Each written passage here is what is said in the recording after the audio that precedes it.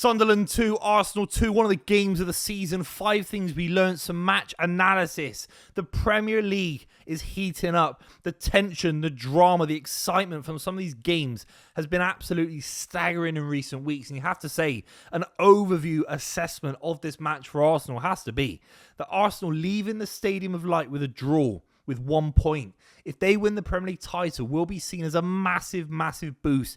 You can't be winning every single game away from home, particularly the informed side in the division outside of the traditional Big Six. Sunderland are one of the best newly promoted sides we've ever seen in the Premier League. And actually, I know Arsenal were 2-1 up. We're going to break down all the goals, of course.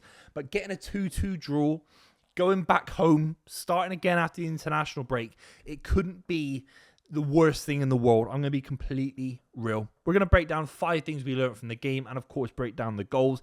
We have to start off with maybe man of the match, who was Ballard for Sunderland.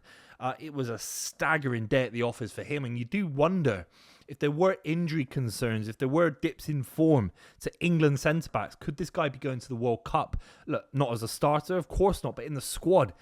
Absolutely staggering powerhouse centre-back. One of the best performing centre-backs in the division this season. No question about it. He latches onto a long ball that gets headed back down towards him. He bursts through Declan Rice like Declan Rice is a nobody. He wants it even more than Declan Rice usually does. Latches onto it and absolutely smashes it into the roof of the net. And at that point, I actually couldn't see Arsenal getting back into the game. I thought Sunderland had a large part of control in the first half. We're moving the ball quite nicely. Arsenal had some possession as well. It was pragmatic, and the biggest ringing endorsement to what Labrie is doing at Sunderland is he went toe-to-toe with Arteta tactically. You're looking at Xhaka dropping in deep between the lines, spraying balls around. It wasn't Sunderland being rigid defensively and trying to park the bus, where obviously you have to do that anyway, because Arsenal are superb going forward. But Sunderland on the ball today were stellar. They really, really were. And they worked it so well throughout the first half that actually they deserved the opportunity that they got with Ballard. It was exquisite football at points. I thought Arsenal actually moved the ball very nicely as well. But what I'm saying is, Sunderland matched Arsenal's quality on the ball. When Sunderland had the ball, they had 3-4 minutes of possession, a long spell of possession. And similar for Arsenal, it felt like 2 top-level sides going at it. This Sunderland side, even if they had players in January, they could be looking at finishing the European places. I've not seen a better squad, balanced squad with power, with pace. It's got a lot of youth. It's got a lot of physicality. They're a top team, and that's why I credit Arsenal with a draw at the end of the day. In the second half, Bukayo Saka makes it 1-1. It was actually Lefebvre that was giving the ball away. He did in the first half, and Eze could have scored actually in the first half to make it 1-0 before Sunderland scored. Eze sort of ballooned it over into row Z. But Saka, Declan Rice latches on some poor control from Lefebvre. He's trying too much on the edge of his box. He did it multiple times in the game.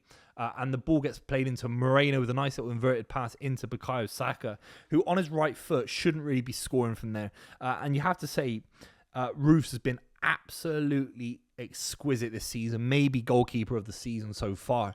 And he gets completely beat by an unbelievable strike. On his right foot, his weak foot, Saka takes it away from the defender. He can't get anywhere near Saka. At that pace, to almost strike it that hard with that much accuracy, a staggering goal. You do argue that Saka maybe needs a few more of those kind of open play goals. He's getting up there. He's scored in recent weeks.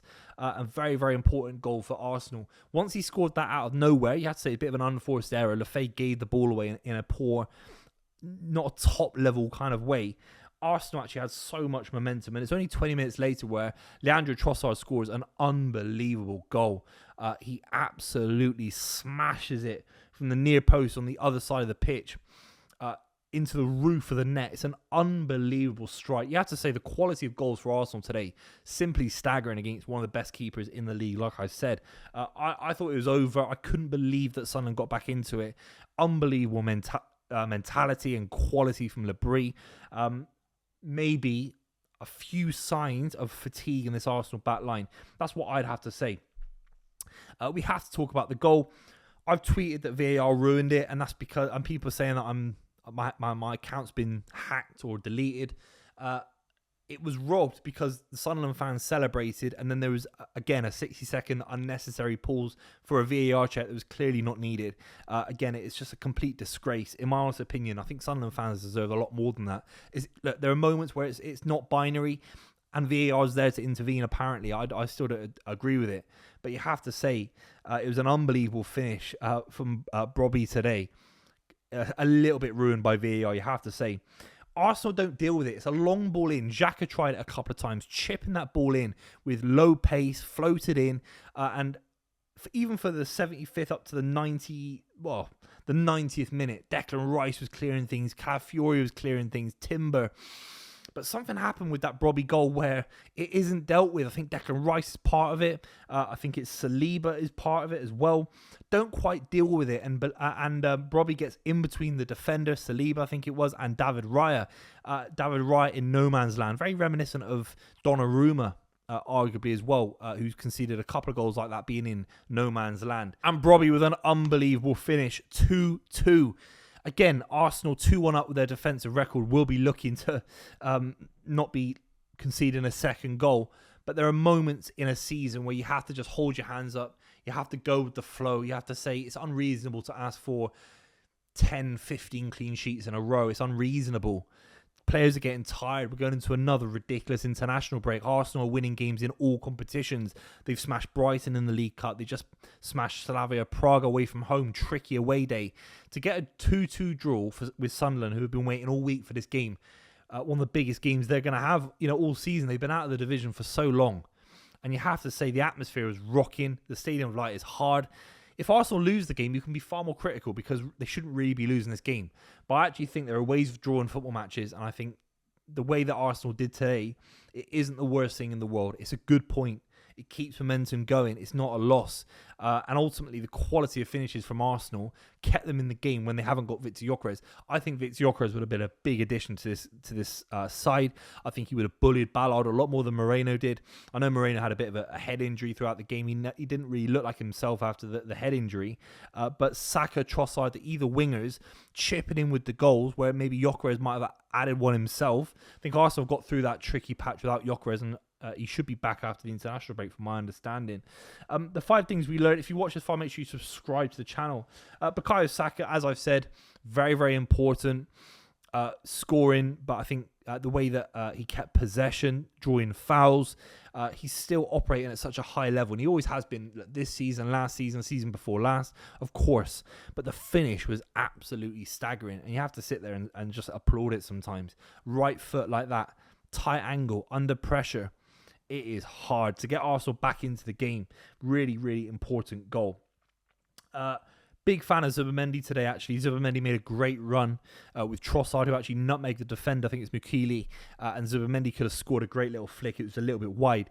I thought Zubimendi was absolutely class today. And if Declan Rice is maybe getting man-marked out of the game or getting kind of, his runs getting marked, Zubimendi at points was really dictating play. I think he's really growing into his role. Away from home against a physical outfit, and they were physical. They were smashing into people.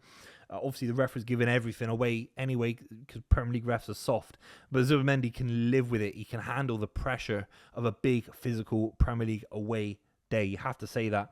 Trossard on the other side, how important was that goal potentially? If they'd won 2-1, it's one of the most important goals he'll ever score in his career because it takes Arsenal into a whole different dimension. The extra 2 points, especially if Manchester City and Liverpool draw, would be really, really important. But the goal got them into a big position. They might have lost the game without that goal. It could have been 2-1 Sunderland. Who knows? Really important. I think he's been absolutely class. I know Martinelli has some great games coming off the bench. Scored that big goal against Manchester City, of course. But Trossard gives you control. He gives you that kind of finish. He gives you a great end product. And I think Trossard, for me, has basically guaranteed himself on the left-hand side. Whereas Eze, he plays in the middle. I think Odegaard and Eze in these kind of games, it would have been a different story potentially as well.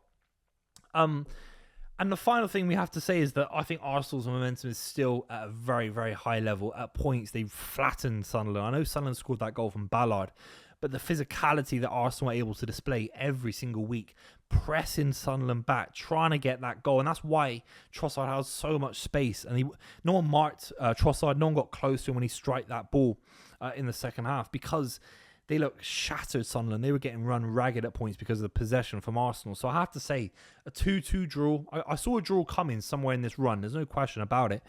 It gets a little bit trickier, but I think Arsenal will beat Tottenham, Bayern Munich, Chelsea, Brentford at home, Villa, and then Bruges in the next 6. I actually think Arsenal could go back to winning ways for all 6 of them. I really do. I think Gyökeres is coming back. The international break maybe slowing down. That element of fatigue. Maybe a couple of players drop out of international breaks like that usually happens. I think Arsenal is still a very fresh, mobile side. Maybe the fatigue in the final 5 minutes caught up with Arsenal. They lost a little bit of focus in that final 5 minutes, playing a lot of football at a high level. Maybe that's where you see a little bit more rotation with someone like Ben White's experience, Mascara's experience, etc. Very, very good point for Arsenal. You have to say it. Sunderland are exceptional. They're not a joke club. This is different to drawing to Burnley, with all due respect, or Leeds. This Sunderland side are very, very special, and they deserve all the flowers in the world. Let me know what you think in the comments down below. Make sure you subscribe if you're new. I'll see you very, very soon.